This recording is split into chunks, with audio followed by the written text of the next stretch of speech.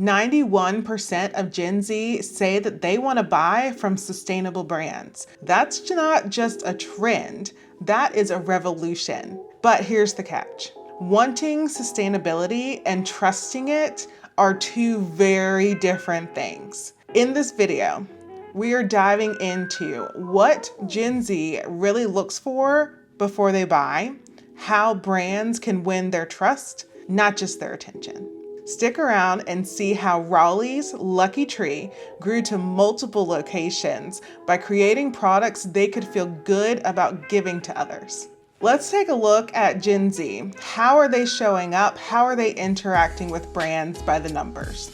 So the first one we're going to look at is 91% of Gen Z want to buy from sustainable brands. When we look at Gen Z in the data, we see that they're not afraid to vote with their wallets. And 30% of them will tell you that they've boycotted a brand in the last year.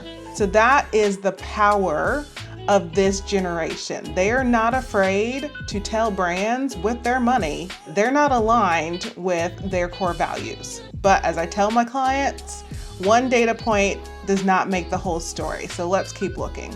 The next one is that 62% prefer to buy from sustainable brands. And the third that we're going to look at is 33% will pay 5 to 10% more for sustainable goods. So looking at all three of these numbers, we can get a clearer picture. And we see that there is a push and pull happening here. So yes, Gen Z wants to buy from sustainable brands and brands that align with their values. At the same time, they're only willing to pay 5 to 10% more. So taking a step back and looking at this generation as a whole, we can see that yes, they are strong and willing to buy from brands that align with their values, but at the same time, they have a bit of debt aversion. So they have seen millennials struggle to pay for their daily needs, and they're not wanting any part of that. So you have this push and pull between wanting to support brands that align with their core values and also wanting to be frugal, also wanting to be wise about how they are spending that money. So that's where you get the trade-off. So brands wanting to lean into sustainability, one, you have to be authentic about it. Two, if you are only leaning into this trend when the cameras are on, that's a clear sign that it's probably not going to land well with Gen Z, and they're not afraid to call BS when they see it. So one brand that is doing this really well is Lucky Tree here in Raleigh, North Carolina. That is where coffee meets crafting and meets composting. We're kind of blessed that sustainability is trending, and thank goodness it is. And I think a lot of it is just, even with the internet and just so many influences that are available, it's easy to kind of do what's already been done, but to have something that kind of comes from within and that layer of authenticism, you know, if there's anything that you can do that just comes, or you're saying like embody, that you can really truly lean into and have that authenticism. And it's like, this is something that, you know, comes from your core through passion, not through like trying to make monetary gain, but if it first starts through the layer of passion. And I originally met the owners, Ashley and Amanda, at a local camping ground where they were living and embodying sustainability, not just in their products that they sell, because I didn't find out about that till later, but also in just the way that they interact with nature, the way that they care for the environment and everything that they do. So I knew this would be the perfect example to show how sustainability can come to life in a really meaningful and powerful way.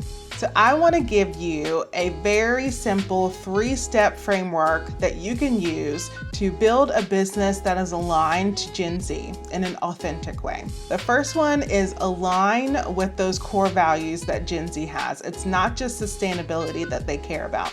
They also care about transparency and equity. So for example, having recyclable packaging or a reusable packaging to create that circularity between what gets used and what is consumed, and then that material at the end can be reused again.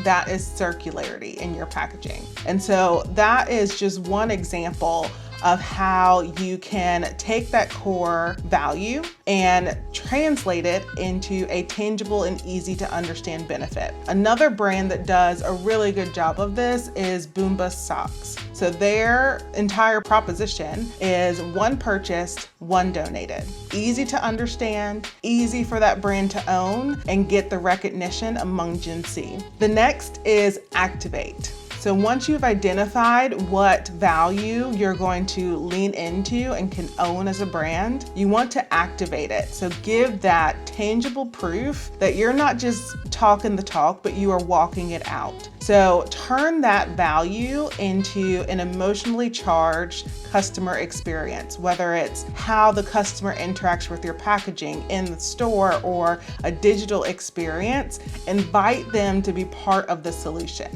So an example is Lucky Tree uses in-store displays. So you can see how they are integrating upcycled materials in the chandeliers and the tables that you're sitting in and the chairs that you're sitting in. All of these are unspoken evidence that they are not just talking the talk, but they are living these values. And the third one is amplify these values with storytelling. So yes, you're going to have to toot your own horn a little bit, but I think it's a good rule of thumb to say maybe 10% of what you're doing to bring this value to life gets amplified through social media. So that means the lion's share of what you're doing happens behind the scenes so that when Gen Z clicks further, they can see that you are living this out. It's not just a publicity stunt.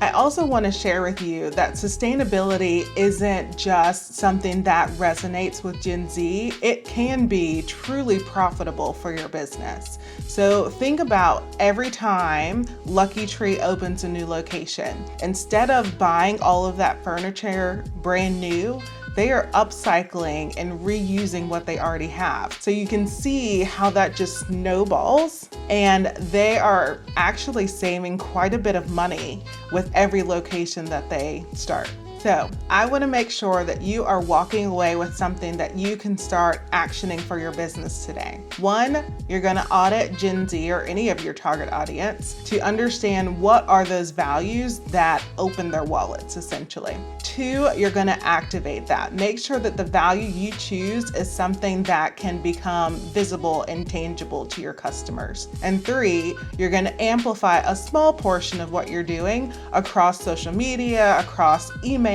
so that you can connect authentically to these values. So if you are building for Gen Z, remember this: values matter, but visible values matter more. They're not just looking for promises, they're looking for proof. And brands like Lucky Tree show it's possible to align with a cause, earn trust, and still grow your business. If you want to keep building that kind of brand, YouTube has picked the perfect next video for you. It's available on the screen right now. Go ahead and click.